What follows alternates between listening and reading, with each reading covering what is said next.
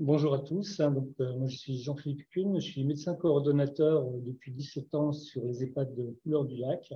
J'anime depuis environ une dizaine d'années le groupe soins palliatifs, en fait depuis le début de la création de la filière. Et nous nous sommes fixés comme but de diffuser la culture palliative, parce que c'est vrai qu'au sein des établissements dont on s'occupe et dont vous vous occupez aussi, les soins palliatifs ont une place prépondérante et souvent nos soignants sont en difficulté face à des situations de vie qui peuvent être extrêmement compliquées. Donc, notre groupe s'est donné pour but de créer des outils et puis de diffuser les bonnes pratiques palliatives. Donc, c'est ce que nous nous efforçons de faire depuis une dizaine d'années et chaque année, nous nous fixons un objectif. Alors, je ne vais pas tous les reprendre, ces objectifs, mais les derniers objectifs, c'était en 2022 où nous avons pu organiser 2 journées d'ateliers pratiques de soins palliatifs qui duraient chacun une journée. Donc, il y avait une journée sur Annecy et une journée sur Saint-Julien-en-Genevois, qui ont eu quand même pas mal de succès puisqu'ils ont réuni près de 200 participants. Donc aujourd'hui, nous vous proposons ce Zoom qui a été réalisé en étroite collaboration avec l'association Jalma 74 d'Annecy. Et c'est sur le thème des directives anticipées de la personne de confiance. Alors c'est vrai que c'est une problématique dont on parle beaucoup dans les médias, mais en pratique, en tout cas dans nos EHPAD, elle n'est pas toujours extrêmement développée parce qu'il nous manque peut-être des informations. C'est vrai que dès qu'on cherche des informations sur Internet, ça devient tout de suite vite compliqué. Donc on s'est efforcé de clarifier les choses et c'est pour ça qu'on vous propose ce Zoom aujourd'hui. Donc, on vous présentera au cours de ce Zoom 2 séquences filmées qui seront commentées par l'association Jalmal. Et on vous proposera 2 outils, un que nous avons mis au point ici dans notre groupe, qui est en fait une plaquette sur les directives anticipées la personne de confiance, qu'on peut facilement télécharger sur le site de la filière et distribuer à tous ceux qui le souhaitent. Et même ce qui serait intéressant, c'est de le diffuser au grand public. Et pour ça, il faut qu'on ait des moyens de diffusion.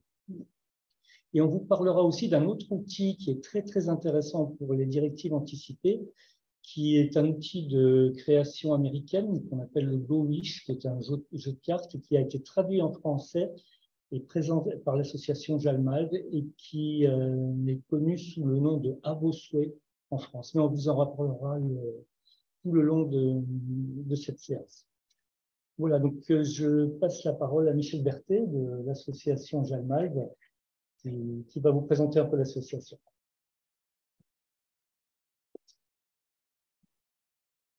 Bonjour. Bonjour à toutes et à tous.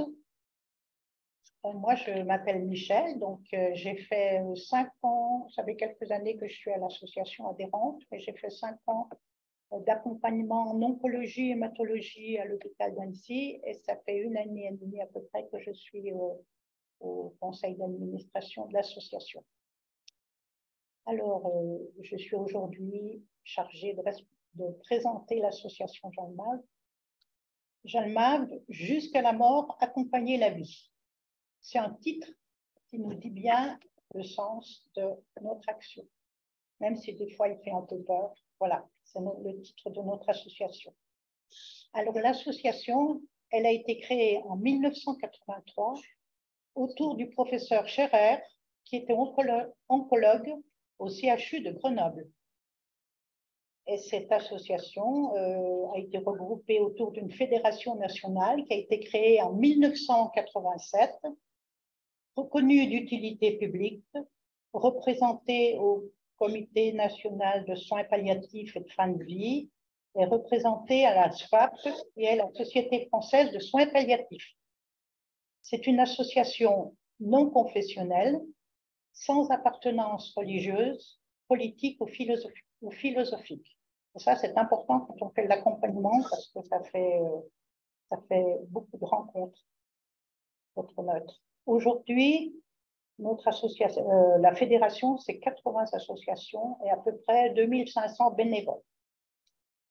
Alors maintenant, on en revient à Jalma Annecy, créée en 1989. C'est 90 adhérents, 40 bénévoles donc 35 bénévoles d'accompagnement qui sont présents dans 9 structures, y compris à domicile. Et je pense que là, à un endroit, on les voit, les structures où on est présent. Alors, voilà, c'est là. Le CA est composé de 9 membres qui s'occupent, il y a 8 femmes et 1 homme. Hein. Oui. On l'a mis président, l'autre homme. Qui s'occupe de la gestion administrative et financière. Alors, le CA, il se regroupe, on se retrouve tous les lundis, premier lundi du mois. Ça dure à peu près 3 heures dans un local qui nous est mis à notre disposition par 2 jours et demi par mois par la mairie d'Annecy. Alors, le CA, c'est une écoute téléphonique, la présentation de l'association sur demande dans les écoles, la présence dans les forums, la maison des usagers à l'hôpital. Ensuite, c'est un groupe de deuil qui est animé par 2 personnes du CA.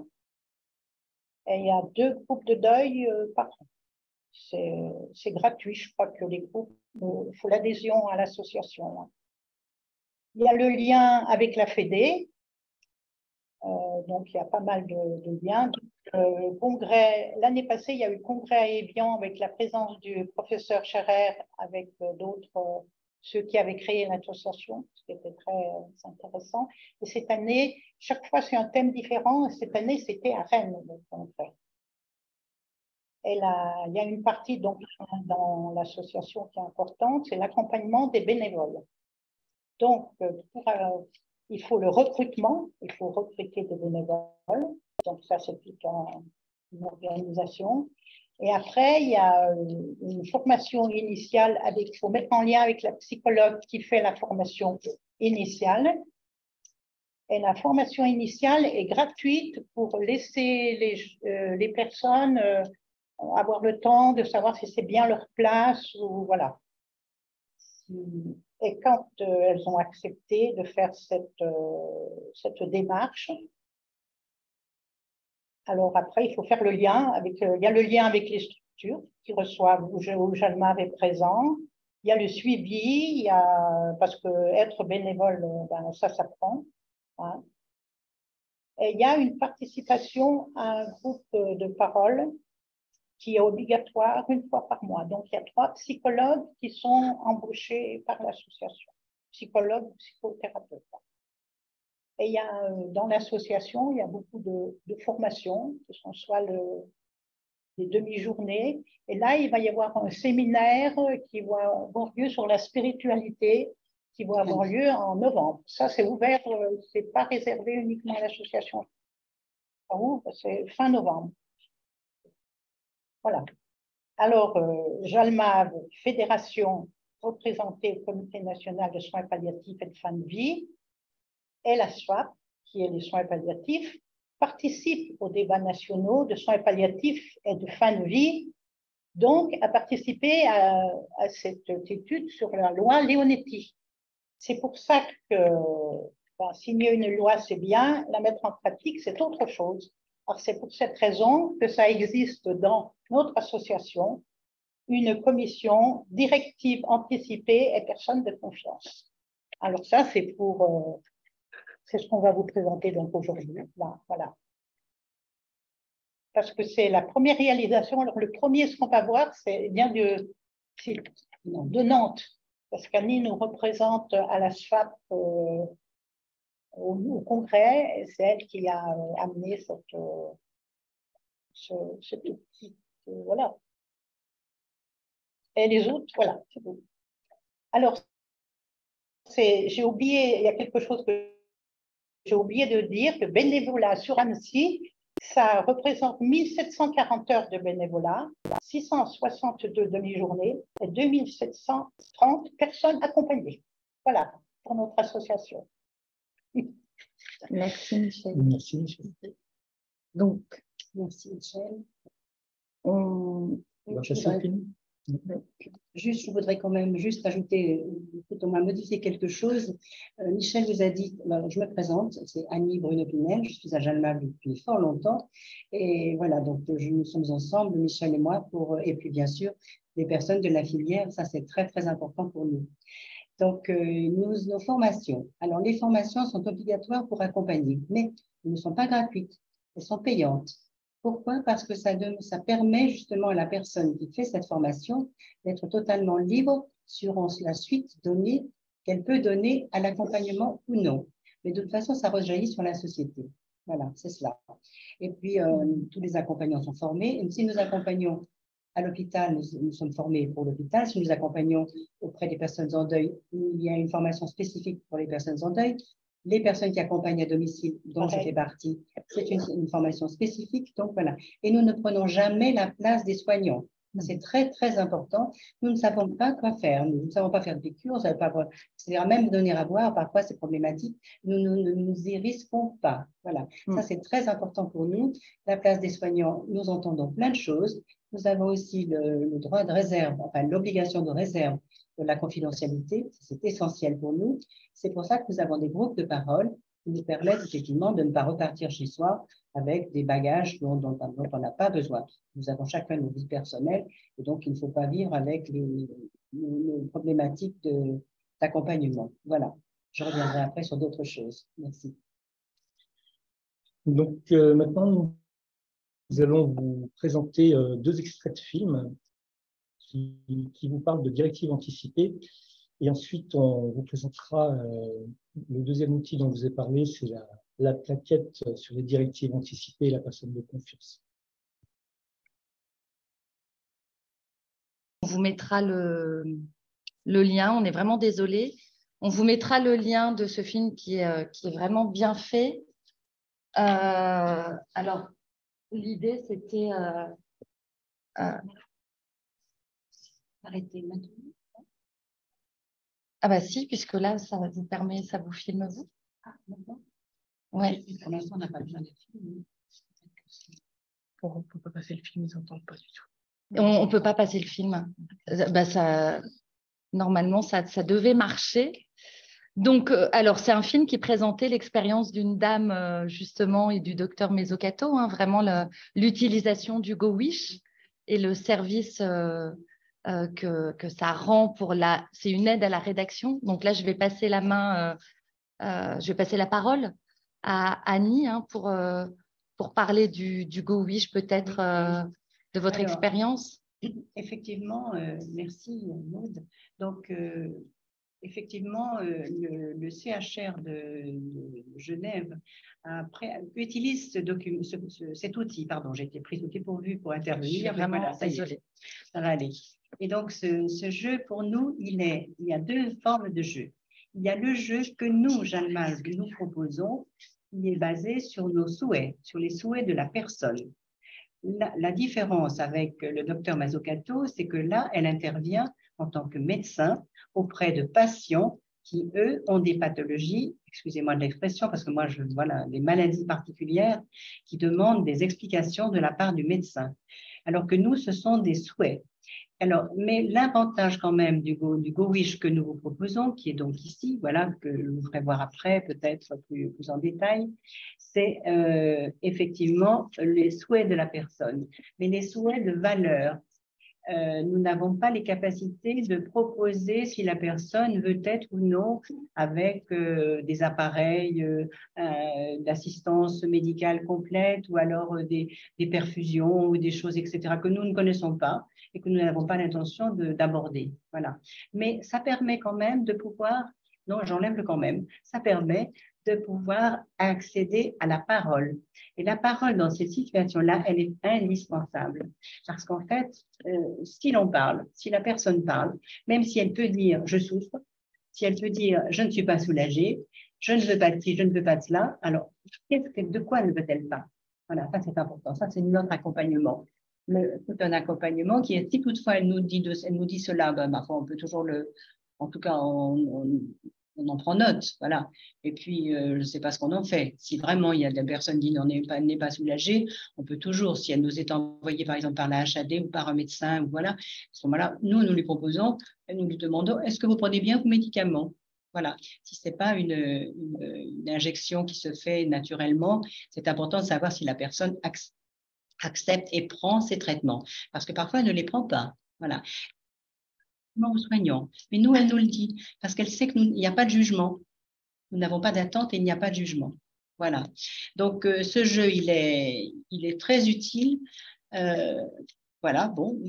Après, alors maintenant, les directives anticipées.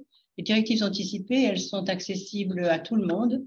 Elles doivent être rédigées, comme vous le savez, elles sont proposées à la direction, mais souvent les personnes qui arrivent, lorsqu'elles arrivent en EHPAD ou qu'elles arrivent en chirurgie, ou chirurgie c'est un peu plus détaillé, mais à l'hôpital comme cela, remplissez vos directives anticipées, qu'est-ce que je mets dedans? Voilà.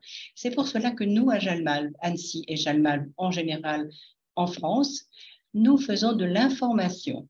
Nous sommes des citoyens face à des citoyens, rien de plus.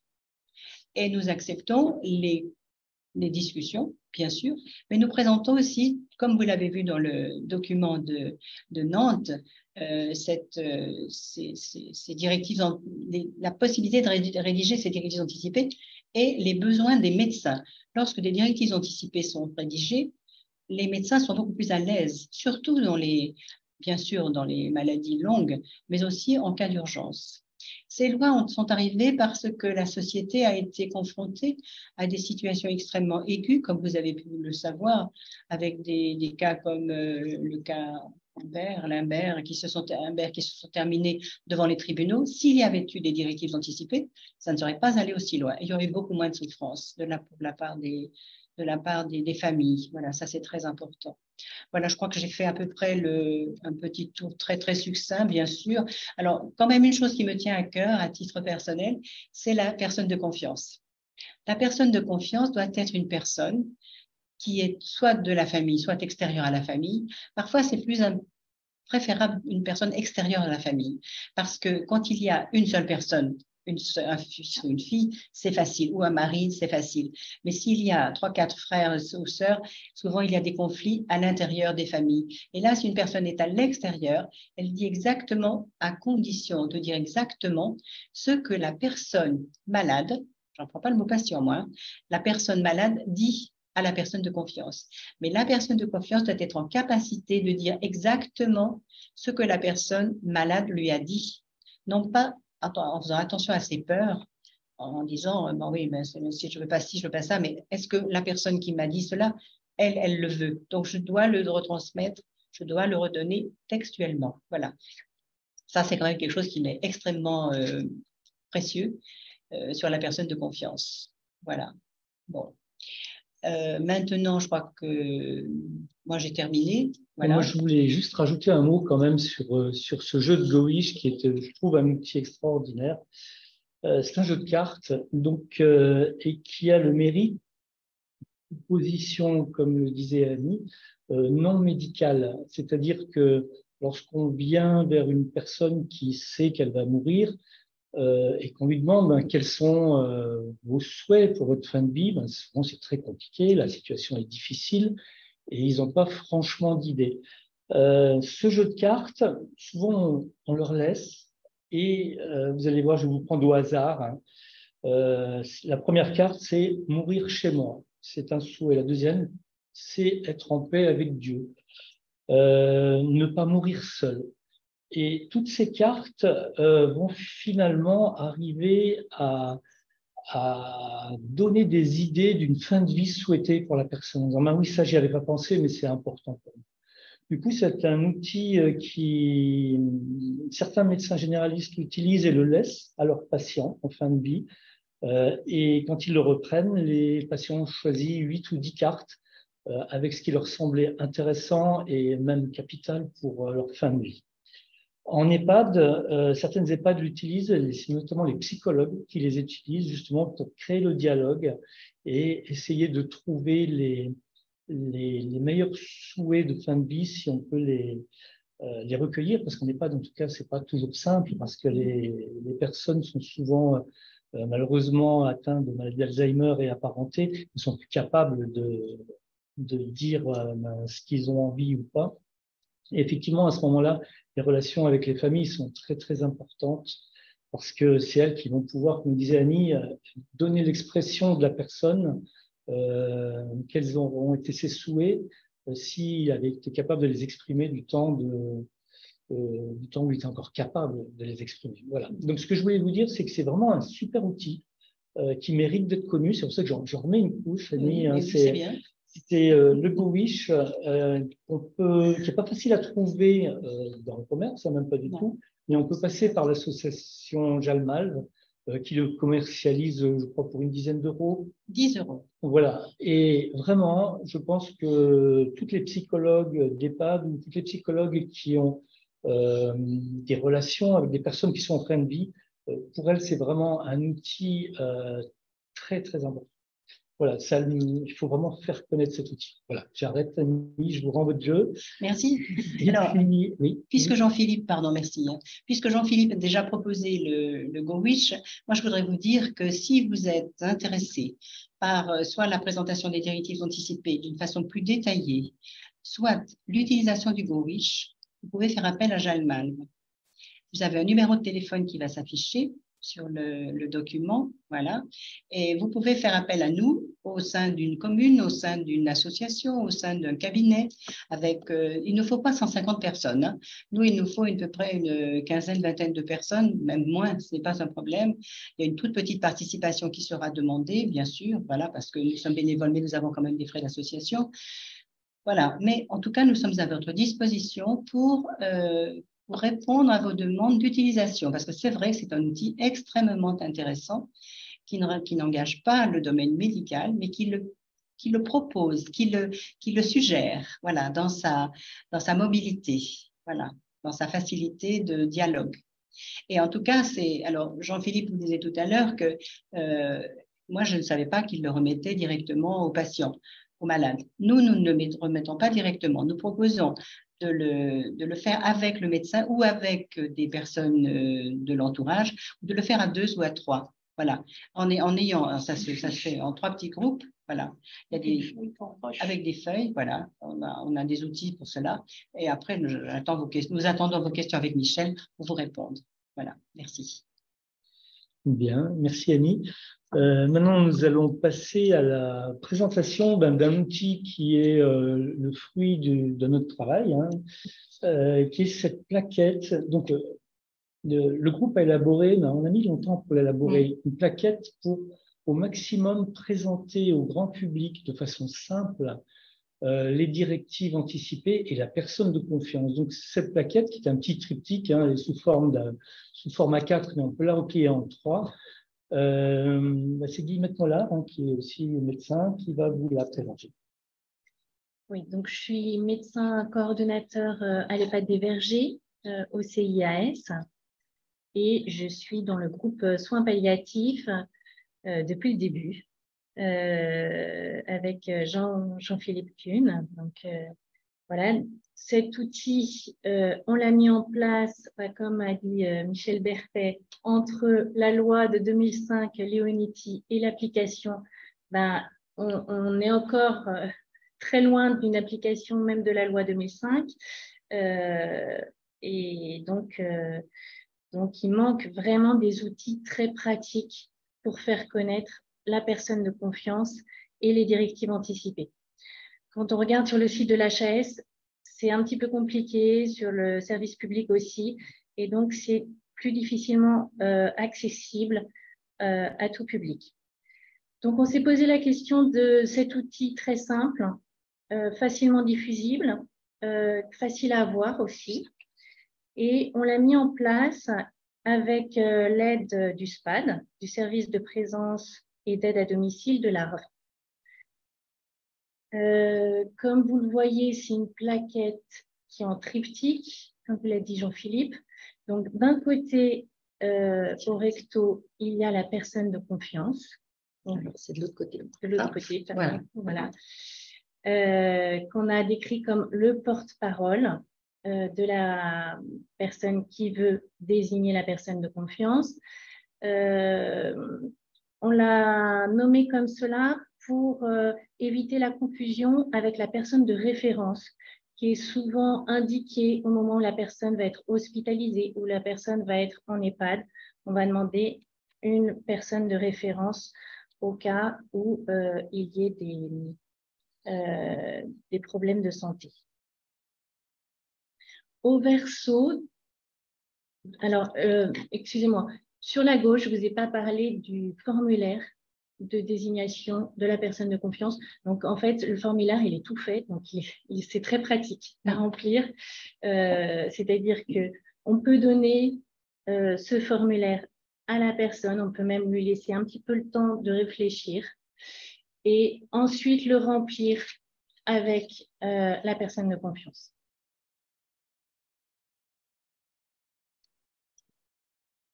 Au verso, donc les directives anticipées. Donc, on explique ce que sont les directives anticipées et il y a quelques petites indications sur les cas particuliers et notamment si les directives anticipées ne sont pas rédigées. Alors, cette plaquette, on a eu la chance de pouvoir la faire relire et de la faire corriger par un juriste. Donc, ça a été beaucoup travaillé et elle a été validée par l'Ordre des médecins. Cette plaquette, elle est sur le site des membres de la filière. Alors, moi, j'ai eu des petits problèmes sur l'impression, c'est-à-dire que le verso, parfois, se mettait à l'envers. Donc, vous vous méfiez lors de votre impression à mettre une impression sur les bords courts et pas sur les bords longs. Voilà. Enfin, vous essayez une impression avant d'en imprimer 50 si vous êtes intéressé pour en avoir plusieurs. Je vous remercie de votre attention et voilà, je suis contente de vous présenter cet outil sur lequel on a beaucoup travaillé. Donc, je rajoute juste une petite chose. Donc là, la plaquette vous a été présentée dans ce format A4 recto verso. Une fois qu'elle est pliée, ça représente vraiment quelque chose de petit, qui est facilement transportable. Donc, du coup, je sais que les premières qui avaient été sorties, j'en avais confié un certain nombre à tous les médecins généralistes qui interviennent dans mes EHPAD. Et donc, ils les avaient laissés en salle d'attente pour justement faire connaître personnes de confiance et directives anticipées. Et ça avait eu pas mal de succès. Voilà. Moi, j'aurais voulu juste intervenir, alors pas sur la forme, mais plutôt sur le fond. Je suis Claudie Roger, je suis médecin de soins palliatifs à la Marteret. Je voudrais revenir sur ce que Guillemette a commencé à évoquer, mais sur l'importance de faire la différence entre la personne de confiance et la personne à prévenir ou personne référente, qui peuvent être deux personnes différentes. Notamment quand c'est des gens hors de la famille qui sont les personnes de confiance. On ne va pas forcément prévenir quelqu'un de la famille si jamais il y a un décès, une dégradation de l'état général. Et il faut bien faire prendre conscience aussi aux personnes à prévenir. C'est souvent les enfants d'ailleurs, que parfois ils ne sont pas la personne de confiance et qu'on va se référer à la personne de confiance, qui que ce soit le mari, que ce soit la voisine. Parfois des gens mettent en personne de référence. J'ai vu parfois des médecins généralistes être mis en personne de confiance. Donc, c'est quelque chose qu'il faut vraiment avoir conscience, c'est que c'est vraiment deux choses différentes. C'est pas parce que vous êtes la personne à prévenir que vous êtes les enfants que c'est à vous qu'on va poser la question si la personne n'est pas capable d'exprimer ses volontés. Et si je peux me permettre de rajouter quelque chose, ça a été dit dans le petit film et visiblement, vous n'avez pas tous pu bien entendre. Les directives anticipées sont opposables aux médecins. Donc, c'est important de le savoir. Si une personne a décidé que c'était stop, on est obligé de stopper. On n'a pas le droit de surseoir, sauf cas extrêmement particulier. La seule chose où on a le droit de surseoir à ça, ça a été dit, hein, c'est soit l'urgence vitale, le temps qu'on fasse un petit peu le point sur les directives anticipées, et puis si les demandes nous paraissent déraisonnables.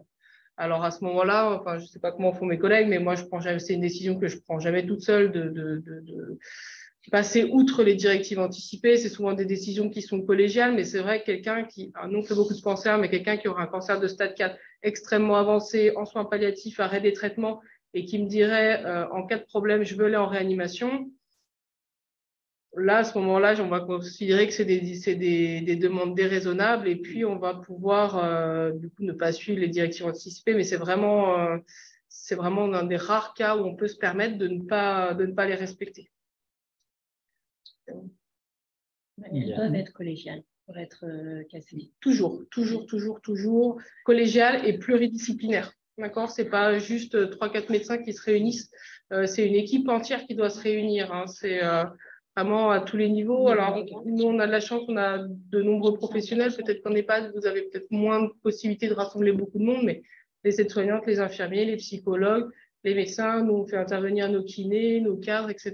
Donc, c'est vraiment toujours des décisions collégiales qui sont prises avec le maximum de monde possible parce que ça a quand même des conséquences pas Si négligeables. on n'est pas on y arrive vraiment, mais là, d'autant plus on a été confronté à plusieurs situations dans une de mes EHPAD, avec coup sur coup, où effectivement, très rapide, on n'arrive pas à réunir tout le monde en même temps, au même endroit.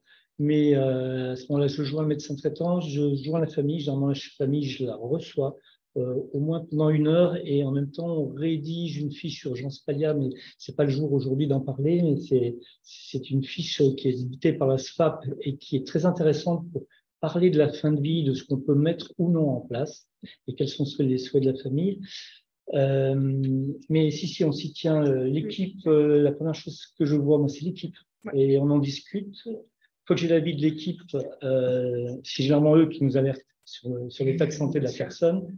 Je vois le médecin traitant, j'ai mon avis aussi, et puis la famille, et généralement la famille adhère à ce qu'on pense, et du coup ça permet de prendre des décisions difficiles en concertation et en pluridisciplinarité. On prend tous ensemble les décisions et c'est beaucoup moins lourd à porter. Alors juste une petite chose avant qu'on passe peut-être aux questions. Annie, vous aviez présenté l'intervention de Jalma, proposer l'accompagnement pour rédiger les directives. Vous voulez dire encore un mot là-dessus? Oui, moi, je voulais juste ajouter quelque chose par rapport à tout ce qui vient d'être dit par les médecins qui nous accompagnent, qui sont là. Enfin, c'est nous qui sommes avec les médecins, c'est pas eux qui sont avec nous, hein, quand même. Bon, c'est pas ça. Mais c'est quand même, les directives anticipées sont très utiles aux médecins. Si elles n'y sont pas, c'est embêtant. Mais par contre, elles ne sont pas obligatoires. Là, ça, il faut le savoir légalement. Elles sont très utiles. Et puis d'autre part, toutes les décisions qui sont prises par les médecins, en collégialité ou en individuel, je ne sais pas, je n'ai pas les capacités pour répondre à cela, seront notées dans le dossier médical. Ça, c'est aussi très important. Il y aura un suivi de tracé. Eux, ils le font tellement régulièrement qu'ils ne nous l'ont pas dit, mais je suis sûre que ça se fait et voilà. C'est tout ce que je voulais rajouter. Alors, je vais rebondir sur ce que vous dites, Annie. C'est vrai que là, aujourd'hui, on parle de directive anticipée, de personnes de confiance. La loi Leonetti, la première, c'est 2005. Ensuite, ça a été revu en 2016. On en parle régulièrement, mais en pratique, tous nos résidents qui arrivent, moi, je connais surtout le secteur EHPAD, globalement, 9 sur 10 n'ont ni personne de confiance telle que ça doit se pratiquer, ni directive anticipée. C'est vraiment certain de pouvoir proposer des directives anticipées à l'entrée ou tout au moins quelques semaines après l'entrée aux résidents et puis parler de la personne de confiance parce que sinon, il n'y aura rien. C'est vraiment extrêmement peu connu. Enfin, c'est connu, on connaît le nom, mais en pratique, personne, les gens sont très très rares à avoir fait leur directive anticipée. Voilà, ça c'était. Alors, la mise en place, c'est compliqué. Du coup, nous, on y travaille, mais en pratique, on n'a pas encore mis vraiment en place quelque chose. Il y a certaines EHPAD qui ont déjà quelque chose de structuré à l'entrée ou quelques mois après, c'est tout prêt et c'est très bien. Et alors, juste, je finirai là-dessus, il y a une étude qui a été réalisée relativement récemment par un groupe de cadres de santé pour leur mémoire de cadres de santé, sur plus de 4000 résidents en EHPAD, alors des EHPAD qui étaient répartis dans toute la France, et ils ont été interviewés les gens qui n'avaient pas de directive anticipée ni de personne de confiance. Et donc, ils leur ont présenté les directives anticipées, ils leur ont demandé s'ils voulaient les rédiger. La majorité des gens ont répondu non. Et lorsqu'on leur a demandé pourquoi, c'était de toute façon, mes enfants sauront quoi faire ou mon médecin traitant saura quoi faire et je leur fais confiance. Voilà. Du coup, c'est pas forcément parce qu'on va proposer de faire des directives anticipées qu'on va forcément avoir un retour avec des directives anticipées écrites. Voilà. Donc, on va peut-être passer aux questions maintenant. Donc, si vous avez des questions, n'hésitez pas, on fera le maximum pour vous y répondre. Alors, en attendant vos questions, je voudrais juste intervenir sur un document que vous avez probablement vu à l'écran, qui est un groupe d'aide aux personnes en deuil. Ça, Jalmab le propose gratuitement avec des personnes formées, bien sûr. Hein. Voilà, il y a 2 groupes par an. Il y a deux groupes qui sont créés. Voilà, vous avez les numéros de téléphone ici et les noms des personnes qui animent ces groupes. Ces personnes sont formées. Ce groupe est sur 5 semaines réparties dans l'année. Il y en a 2 par an. Voilà, donc si vous avez besoin d'informations, vous pouvez. Parce qu'en fait, un deuil est important d'être traité. Aujourd'hui, la parole est essentielle. Nous savons qu'il ne faut pas garder des choses comme ça lourdes parce que hier, j'ai rencontré quelqu'un qui était lourdement chargé et il me disait, il y a déjà il y a 2 ans. Il y a 2 ans, pour elle, c'était comme si c'était ce matin. Voilà. Donc, c'est des choses qui sont à prendre en compte dans notre vie puisque nous vivons plus longtemps. Nous avons envie d'être heureux, ce qui est légitime pour tout le monde. Hein. Et voilà, donc c'est des groupes qui sont très bien faits et qui sont pas très bien faits. Ce n'est pas un jugement, mais c'est de l'avis des personnes qui ont participé à ces groupes et l'animation qui en est faite. Voilà, elle est sans jugement, avec une confidentialité bien évidemment. Ça, c'est clair, hein, c'est très, très important pour nous. Voilà, c'est tout. Maintenant, vos questions, s'il vous plaît. Donc, vous pouvez ouvrir les micros ou poser vos questions dans la discussion, comme vous le souhaitez.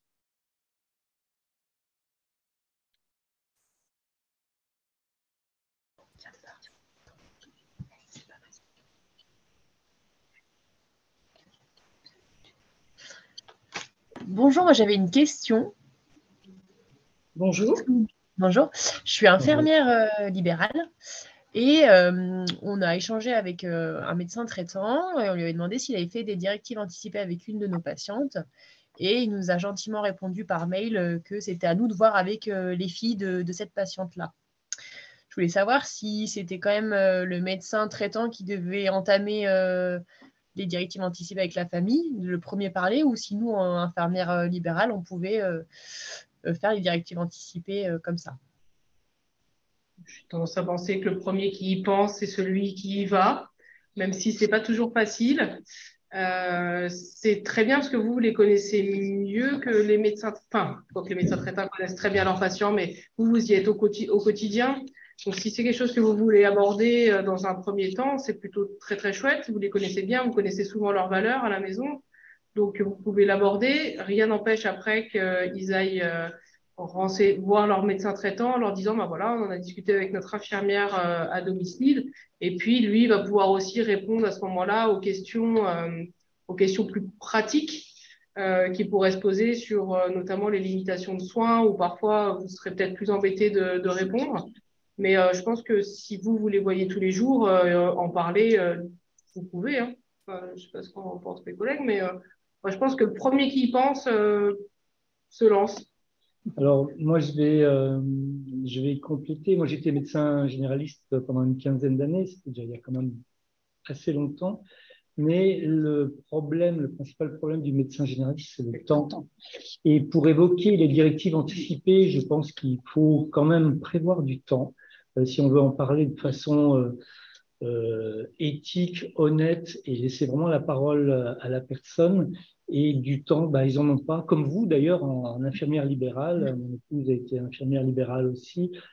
Le temps, c'est vraiment quelque chose dont on dispose très peu au niveau libéral. Donc, effectivement, comme le disait Claudie, c'est le premier qui pense qui y va, mais s'il a le temps. Parce que c'est une démarche, je pense, qui doit vraiment être à l'écoute. C'est une démarche qui n'est pas anodine. Et à ce moment-là, il faut vraiment que la personne qui va exprimer ses souhaits ait le temps de le faire. Sinon, elle va se sentir flouée, non écoutée, et ce serait vraiment dommage. Merci. Et moi, j'aurais voulu compléter parce que donc, je suis infirmière au SIAD avec Saraline, mais pas en activité libérale qu'au SIAD. Et des fois, on arrive à prendre ce temps. Par contre, moi, je vais être en difficulté quand quand ils nous demandent comment rédiger, on n'a pas de modèle, on n'a pas d'orientation à leur faire. Comment on les accompagne dans la rédaction en fait, de ces directives anticipées? Alors, il y a des modèles. Complètes et utilisables. C'est l'HAS qui a sorti un modèle pré-rempli où effectivement, alors c'est un modèle qui fait un peu peur quand on le tire à l'imprimante parce qu'il y a 14 pages avec un mode d'emploi, mais en fait, une fois qu'on l'a survolé, on s'aperçoit qu'en fait, il y a très peu de choses à remplir et il est plutôt bien fait. Mais ça concerne surtout les directives anticipées réglementaires et c'est-à-dire médicales, c'est-à-dire tout ce qui concerne je veux être réanimé, je veux pas être réanimé. Mais après, l'intérêt, c'est aussi de savoir à côté de ça ce que la personne souhaite. Et elle peut aussi s'exprimer. Il y a un petit volet dans ce document qui sont sur les directives anticipées personnelles. Je dis un petit peu au hasard, je veux aller être à l'église, je veux ou pas. Ça lui permet d'exprimer tout ce qu'elle souhaite en dehors du côté médical de la fin de vie. Donc, en fait, c'est un document qui est très bien fait. Il faut l'avoir vu une fois. Une fois qu'on l'a vu une fois, on peut l'utiliser de façon très, très simple. Je crois que c'est l'HAS qui le sort, ou c'est ce qui sort en premier sur Internet. C'est la personne qui décide. Merci. Moi, je me permets, enfin, Jalmalve proposait ses services et Jalmalve, vous avez du temps et vous avez, vous pouvez quand même accompagner et ça peut être quand même un énorme plus. Oui. Donc nous, on est le SIAD de Sionzier, l'association SPAD, dont vous avez parlé avec le formulaire directive anticipée que l'on a. Et, mais sur notre secteur, est-ce que des bénévoles de Jalmalve peuvent se déplacer pour voir nos patients, pour les accompagner? Secteur, en gros, c'est Vallée de l'Arve. Enfin, c'est de Madian à Contamine-sur-Arve, quoi. Alors, Vallée de l'Arve, Jalmalve, en Haute-Savoie, il y a 2 Jalmalve. Il y a Jalmalve Annecy et Jalmalve Léman. Donc, Jalmalve Léman peuvent éventuellement, vous pouvez prendre contact avec. Voilà. Maintenant, nous sommes allés souvent, avant l'histoire de la Covid, parce qu'il était une fois, mais voilà, avant il était une fois, nous sommes souvent allés à La Roche-sur-Foron, où nous avons effectivement rencontré des personnes pour des informations de Jalmalve. Là, aujourd'hui, nous parlons des directives anticipées et du jeu du GoWish, qui permet, là, je vous montre une feuille. Voilà, nous avons une feuille qui a été rédigée. C'est un peu loin, bien sûr, hein, mais nous avons les 42 cartes, 41 cartes, il y a un joker avec des cases à côté qui peuvent être cochées. Et là, ça permet aux personnes de parler. L'intérêt, c'est d'en parler et de pouvoir avoir un outil. Nous avons des outils, nous vous les proposons. Après, à voir comment vous voulez les utiliser, nous sommes intervenants des EHPAD avec des personnes qui étaient plus ou moins, avec des familles aussi. Nous avons présenté sur 2 temps, à savoir un samedi après-midi, un autre samedi après-midi. Il y avait des familles, il y a des personnes qui sont revenues avec leur famille, effectivement, parce que c'était intéressant pour pouvoir libeller cela. Mais comme vous le disait le docteur Kuhn et le docteur Mollard, effectivement, ce ne sont pas des directives médicales. Médicales, elles sont à voir avec le médecin. Voilà. Mais cela, ça permet déjà d'avancer considérablement. C'est pas à qui je vais laisser ma bague, à qui je vais laisser mon fauteuil, etc. C'est pas cela. Mais c'est ce que je souhaite. À ce moment-là, allez-y, posez vos questions. Est-ce que j'ai répondu à votre question, madame? Oui. Bon, merci. Merci. Des questions? On va répondre à la personne du SIAD GCPS. Pour le formulaire en fait, des personnes de confiance, à qui il faut le remettre, c'est le patient qui décide à qui on le remet. C'est lui qui décide. Alors, c'est vrai que nous, on a tendance à leur proposer de le remettre d'abord à leur famille, de le remettre au médecin traitant si ils sont à domicile ou voilà, au médecin coordinateur. Et puis nous, quand nous on est à l'hôpital, beaucoup de soins palliatifs, on demande si on peut le transmettre à leur oncologue ou à leur médecin référent. Mais c'est eux qui décident. S'ils veulent pas, c'est non. Et bien sûr à la personne de confiance. Parce qu'en fait, oui, qui est proche, mais oui. Alors la personne de confiance, tu as raison. En plus, je faisais cette distinction tout à l'heure. Qui doit signer. Oui, parce qu'en fait, on dit la personne de confiance, en fait, c'est un contrat. C'est un contrat qui s'établit entre une personne qui choisit une personne de confiance et entre la personne de confiance qui doit accepter de l'être. parce que ce n'est pas toujours le cas. Elle peut tout à fait refuser de l'être. Donc là, on revient sur le petit triptyque, sur la personne de confiance.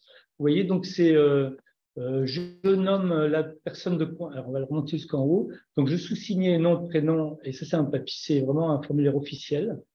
Donc où on met son nom, son prénom, sa date et lieu de naissance, donc pour bien s'identifier personnellement, et je nomme la personne de confiance suivante, donc un tel qui habite à tel endroit, téléphone, portable, email. Je lui fais part de mes directives anticipées, donc le texte qui est en dessous, fait signer, et il y a une signature de la personne de confiance qui accepte par sa signature d'être la personne de confiance. Et du coup, ça, c'est vraiment le formulaire de désignation officiel. Et c'est vraiment uniquement ce papier qui prouve que vous êtes la personne de confiance de la personne. Si ce papier n'existe pas, le terme personne de confiance n'existe pas non plus. Il n'y a plus que les personnes référentes, c'est ce dont on parlait tout à l'heure, qui sont les personnes, on va demander, voilà, si on n'est pas si jamais il y a quoi que ce soit, qui est-ce qu'on prévient? Donc généralement, c'est les enfants. Ou l'épouse. Donc ça, c'est les référents. Et souvent, et c'est vrai que ce que disait tout à l'heure Claudie, il y a un amalgame qui se fait entre personnes de confiance et personnes référentes. C'est pas toujours clair, et même c'est jamais clair pour les familles. Voilà, fin de la parenthèse. Concernant la personne de confiance, il nous a été plusieurs fois posé la question, est-ce que l'on peut avoir plusieurs personnes de confiance? Non. Avec la loi Claes-Leonetti, il y a une seule personne de confiance qui peut être personne de confiance. Voilà, ça c'est très clair. Okay. Ça c'est dans la loi de 2016, dans le décret de 2016. La loi est de 2015, le décret est paru en 2016. Voilà. Est-ce qu'un professionnel peut devenir personne de confiance? Tout à fait. Pour répondre à la question écrite, oui, et c'est souvent le cas, parce que c'est souvent le médecin d'ailleurs qui est choisi, enfin, en tout cas, qui peut être choisi par son patient pour être la personne de confiance, parce que quelquefois, effectivement, il y a absence de famille et d'amis. Puis quelquefois, je pense que vous êtes bien placé pour le savoir, les familles, c'est pas toujours simple. Et donc, du coup, vraiment, la confiance peut être mise dans un professionnel qui peut accepter ou refuser, d'ailleurs. Hein, ça reste son choix. Elles peuvent être modifiées à chaque instant. Enfin, chaque instant, peut-être pas, parce qu'on ne fait pas ça à chaque instant. Mais malgré tout, avant, elles étaient valables 3 ans, il fallait les rédiger de nouveau. Là, ce n'est pas le cas maintenant. Elles sont valables en continu. Elles sont pérennes. Voilà. Et puis alors, pour les personnes qui sont en situation de... donc, il y a les personnes qui sont en EHPAD, les personnes qui sont malades et qui effectivement ont un médecin de référence. Mais les cas dont je vous parlais tout à l'heure, l'affaire Imbert, qui a provoqué la législation de la promulgation de toutes ces lois, c'était des gens qui étaient en bonne santé, qui n'étaient pas vieilles, qui n'étaient pas en risque, etc. Et puis, il y a eu des incidents graves. Voilà. Et donc ça, à ce moment-là, les directives anticipées peuvent être conservées dans son portefeuille, avec nos papiers. Voilà, ça c'est important, de façon à ce que s'il y a une urgence, eh bien, les médecins, ils les respectent. Moi, je l'ai vu, personne, ils respectent vraiment si la personne ne veut pas être, au bout d'un certain temps, bien sûr, en urgence, le docteur vous l'a dit, hein, il y a une carence d'examen, voilà, pour voir où en est la situation. Mais des personnes jeunes aussi peuvent faire leurs directives anticipées et ça permet d'être plus au clair avec soi, et c'est important d'en parler aussi avec sa famille, si l'on peut. Ce n'est pas le lieu le plus facile pour parler des directives anticipées. Ça, je vous l'accorde. Est-ce qu'une aide-soignante en résidence autonomie peut être... N'importe qui, oui, voilà. Tout à fait. L'idée, c'est quand même, parce que c'est directives anticipées, si on les rédige dans notre coin et qu'on les met on les range quelque part, on n'est pas certain de les retrouver. L'idée, c'est de faire savoir à notre entourage qu'on les a rédigés et qu'il y en ait peut-être plusieurs exemplaires, parce que le jour où on en aura besoin, il faudra bien qu'il y ait un exemplaire qui sorte. Et si on est vraiment attaché à ces directives anticipées et qu'on entre en EHPAD, c'est bien quand même d'en donner un exemplaire à l'EHPAD ou à la structure qui va vous accueillir.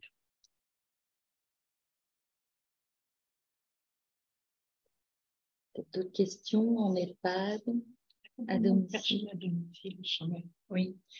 Alors, l'accompagnement de personnes à domicile, c'est une question concernant Les directives anticipées ou c'est l'accompagnement à domicile? En fait, c'est une question à laquelle on... Voilà. Alors, c'était à qui doit-on remettre le formulaire? La personne de confiance doit-on... À domicile, c'est pareil. Le docteur Kuhn vient de vous dire, à ce moment-là, la personne peut en garder un exemplaire de part vers elle. Si elle est à domicile et elle est par exemple, avec une HAD, elle en remettra un exemplaire à la HAD. Elle en remettra un exemplaire à son médecin. Voilà. Donc ça, il faut qu'il y ait une traçabilité. Et peut-être même à la personne de confiance aussi. Enfin, non seulement peut-être, mais il doit être remis à la personne de confiance aussi. Voilà. Nous, tant que je m'arrête, alors, nous, en tant que JALMAT, là, j'entre sur quelque chose d'un peu plus particulier. Nous, en tant que JALMAT, nous n'avons pas les capacités, nous n'avons pas l'autorisation dans les statuts de JALMAT de remplir les directives anticipées pour la personne.